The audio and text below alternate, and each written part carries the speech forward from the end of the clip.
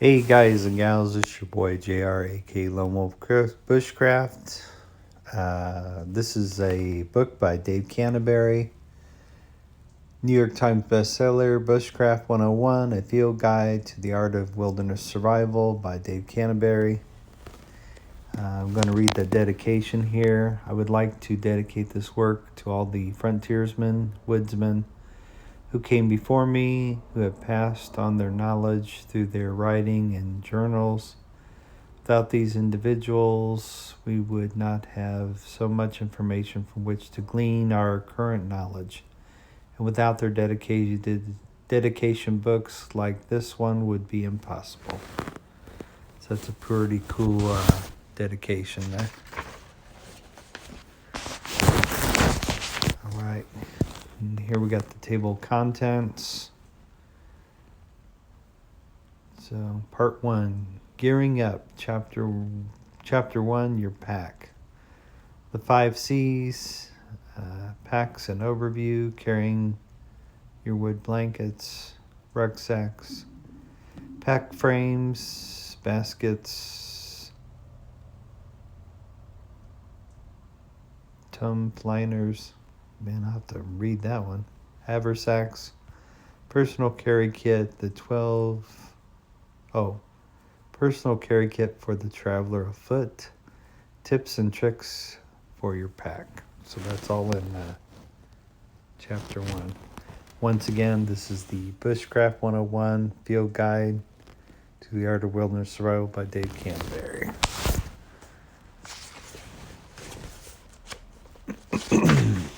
So,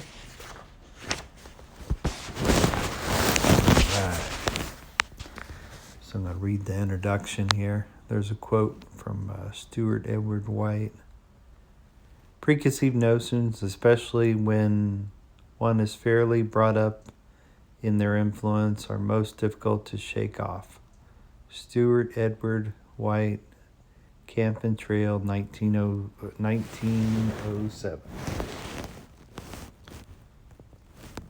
So this is once again, and then that started off with a quote from Stuart Edward White, and this is the introduction by Dave Canterbury. Bushcraft is a term for wilderness skills, and it's the practice of surviving and thriving in the natural world.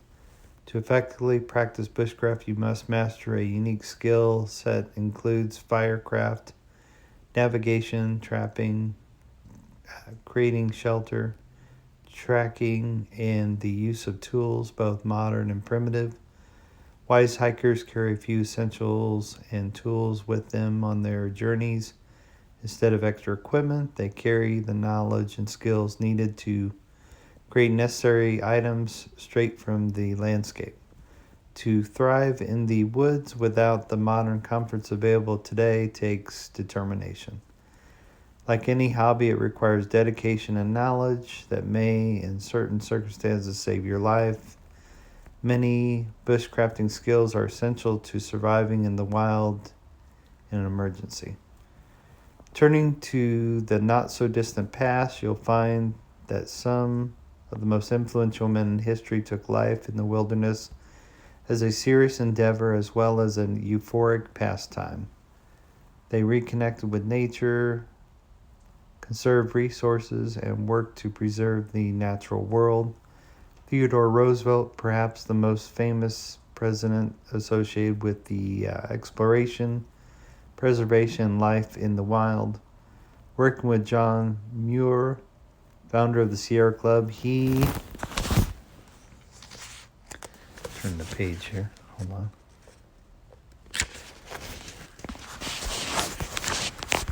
He improved the protections of the United States natural wonders, preserving 230 million acres of wildlife habitat across the nation.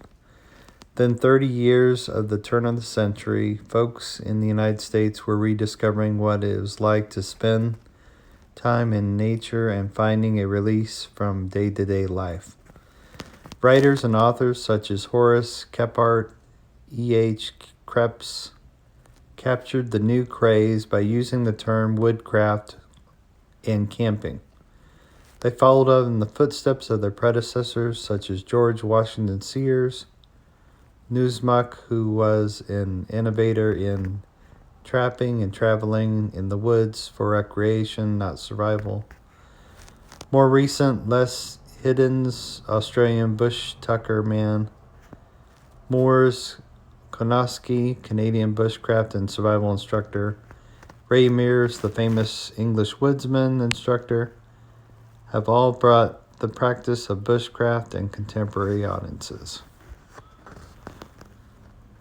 Why would anyone in the era of modern conveniences and incredible technology leave the comfortable life behind to pursue of a simpler but potentially hazardous tramp in the woods? The reasons are many, the benefits are numerous. Practicing bushcraft is a great way to enjoy the outdoors. If you feel you've trapped in an urban environment, a good tramp in a way to return to the wild, turn off your electronic devices, and escape society's constant pressures. In addition to the abilities you hone in the bush, can become life-saving skills when it comes to disaster preparedness and survival situations. Newsmix said, the best way, Newsmix said, it is best when, he explained, we do not go to the woods. We do not go to the green woods and crystal waters to rough it. We go to smooth it. That is a powerful statement, especially in this day of modern convenience. Many believe that to smooth it or to be comfortable means that we need lots of gear and gadgets. In reality, you need very little equipment to succeed in the wild. Excuse me. Instead, you need knowledge of the natural world. This book gives you the knowledge in a short span of words, but it must be complemented by your own experience, time in the bush, to gain your own doctorate in woodsy knowledge, a term coined by Mark Baker. This volume is perfect companion for outdoor enthusiasts as well as those new to practicing bushcraft. It was written from personal experience, research, many days and nights afield within the several different environments and ecosystems. Guided by my experience, you'll discover you'll need for expeditions, from preparing your pack to setting up camp to choosing tools and supplies. This handbook also includes clear instructions on navigating, fire making, trapping, fishing, foraging, and more. You'll even learn the best ways to conserve resources, both natural and man-made. The tried and true instructions, tips, and tricks found here will give you important bushcrafting skills you'll need to transition from indoor living to surviving and thriving in the natural world.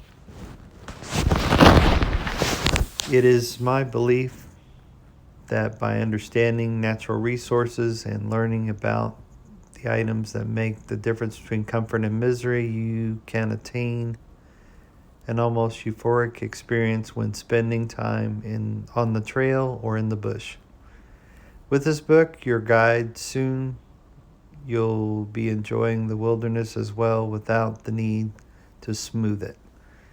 To that end, I present this writing to you inspired by my heroes and mentors of the past as reclamation and a more contemporary version of bushcraft from my experience in the eastern United States. Dave Canterbury. So yeah, that was his introduction. Sorry, I lost my voice a little bit. Anyways, that was the introduction to this book here, Bushcraft 101, A Field Guide to the Art of Wilderness Survival. So yeah, that was a quick introduction by Dave Canterbury.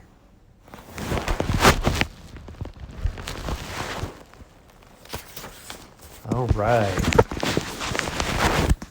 Part 1, Gearing Up. Part 1, Gearing Up.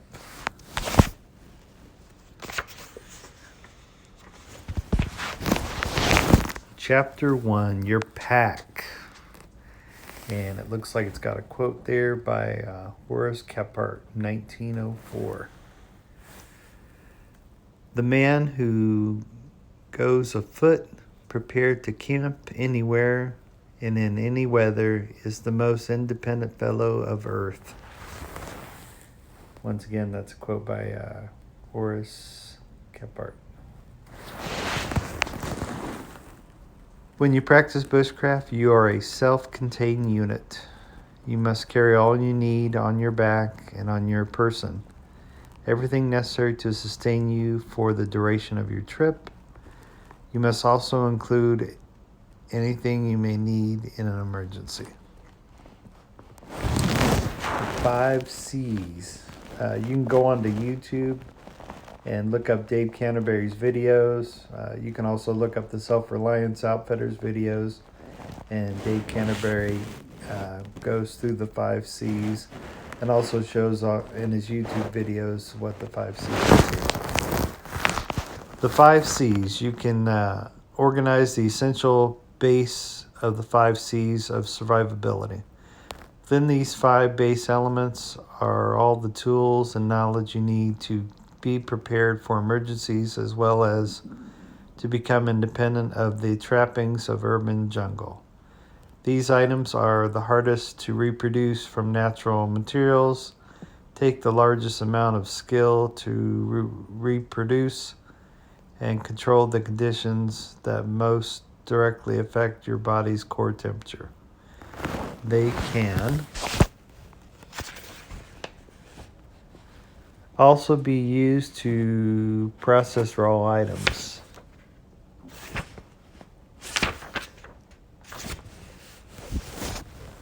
They also can be used to process raw items, help control your body's core temperature. These items, along with your ability to dress for the current conditions and knowledge of natural world, make it easy to pack light kit and enjoy your time afoot. The 5 C's are cutting tools, manufactured needed items and processed food, core elements to create a microclimate of protection from the elements, combustion devices for creating the fire needed not only to preserve and cook food, but also to make medicines and provide needed warmth. Containers to carry water over distances or to protect collected food sources. And cordages for buildings and lashing. These items, along with knowledge and the landscape, a few items to secure food, will be the core what you pack and carry. You can then add a few things for first aid, navigation, and repair to make your life smooth while on the trail and in camp. Does that mean you need a plethora of items that will make misery be to care? Sorry about that.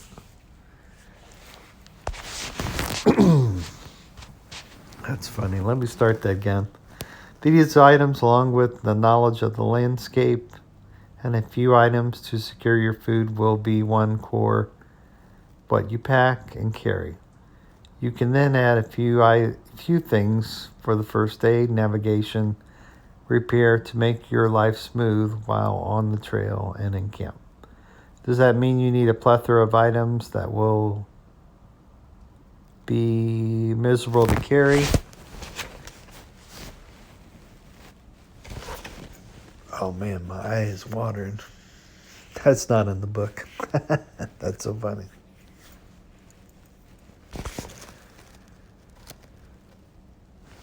You can then add a few things for the... Oh man, I already read that.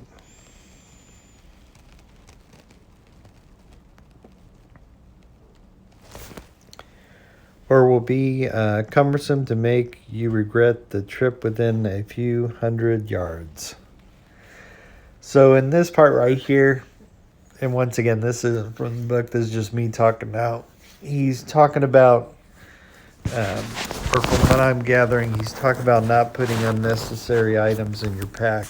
You know, not make it so cumbersome that when you travel a few yards, you're not going to enjoy carrying all your stuff. So, but yeah, so that's just a little bit of the 5 C's that Dave Canterbury talks about. And I'm going to make this short, so I'll talk to you guys and gals later. Peace. Later, Gators. Once again, this came from the book called Bushcraft 101, A Field Guide to the Art of Wilderness Survival by Dave Canterbury. And I'll talk to you guys and gals later. Take care. Peace. Later, Gators.